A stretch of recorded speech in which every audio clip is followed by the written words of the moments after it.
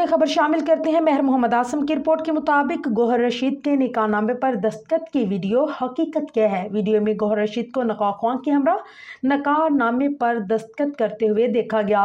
हालिया दिनों social media में पाकिस्तान शोबिज़ इंडस्ट्री के दो मरूफ अदाकार गौहर रशीद और कुबरा खान की शादी की चहमोगियाँ जारी हैं।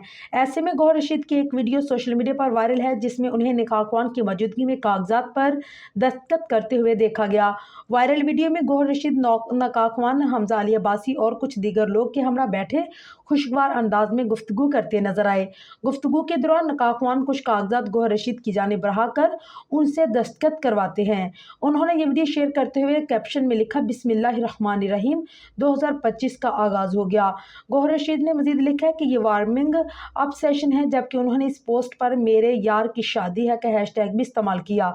अभी सार्फिन इस वार्मिंग अप सेशंस की वीडियो पर ही अंदाजे लगाए हुए थे कि ऐसे में निकाह नामे पर दस्तखत की वीडियो भी सामने आ रही, जिसने मजीद कन्फ्यूजन में मुब्तला कर दिया।